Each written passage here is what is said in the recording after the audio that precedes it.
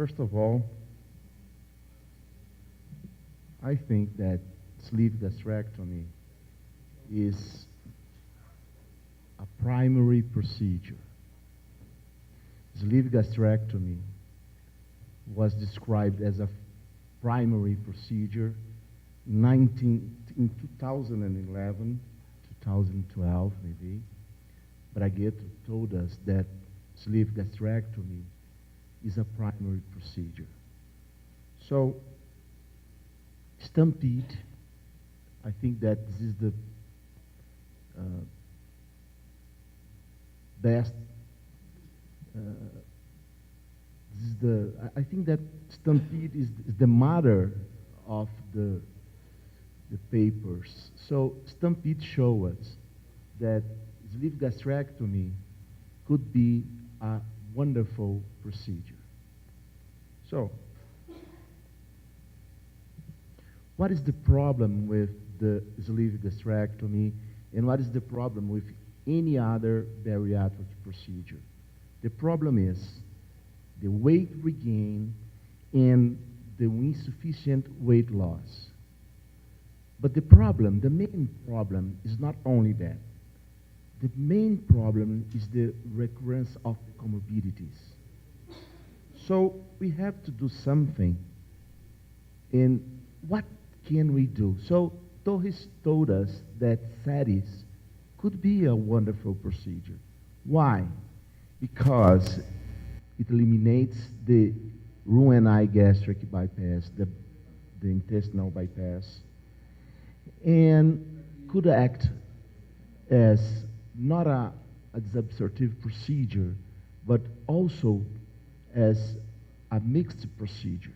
So Torres told us that in 2013, and he showed his paper showing that he has no mortality at this paper. The insufficient loss was lower than any other procedure. He showed with 6.1%. But the problems with the SADIS procedure is the hypoproteinemia that it can cause.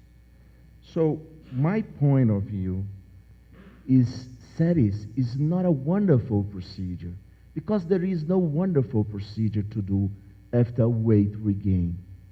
So all the procedures that you can do, you will have problems. And you will have problems with SADI also. And that's the problem with the metabolic bariatrics procedures around the world. As you can see here, the BPD is going down. It's going down, not like the Roux-en-Y gastric bypass, but it's going down and going down. And the sleeve gastrectomy is going up. And why? Malnutrition. All the procedures that you can do after a sleeve gastrectomy will have malnutrition. There is a probability of malnutrition. And SADIS has much more malnutrition than any other procedure that you can do after a sleeve gastrectomy. And why? Because the malnutrition after a SADIS is much more caused by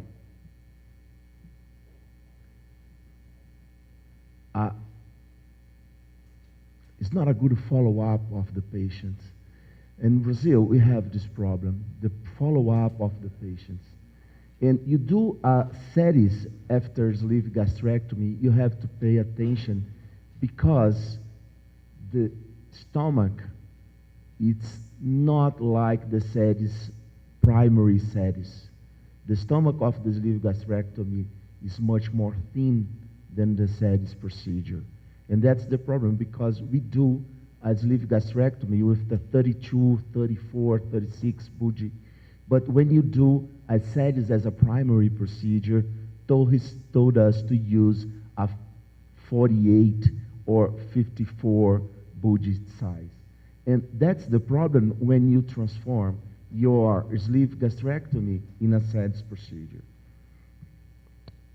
And we can see here, we have a big malnutrition issue here, principally after 2 years after the SADIs, when you transform SADIs after sleeve gastrectomy.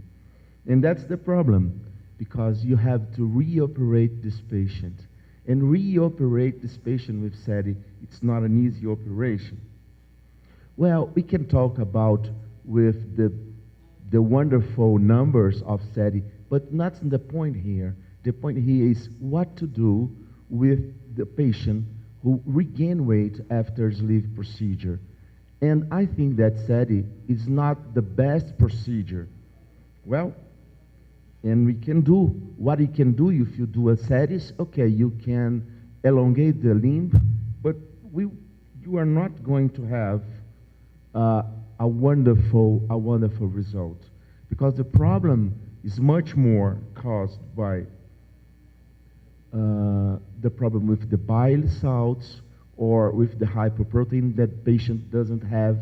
They don't eat hypoprotein after a sleeve gastrectomy and after you do a SADIs. But you can do another thing. You can do other surgeries, and duodenal switch could be a wonderful surgery after a sleeve gastrectomy, because you can do elongate bilipancreatic procedure. So the reversal rates of duodenal switch after sleeve gastrectomy are lower than the SADIs. And that's what are you doing in our experience. And you can have any other tiers. You have the Santoro procedure. You can do this is the audio procedure of Brazil. But the problem with the surgery after sleeve gastrectomy is the leaks. The leak rate after a procedure, it's higher than a procedure, than a primary procedure. So, and the problem with is the sump.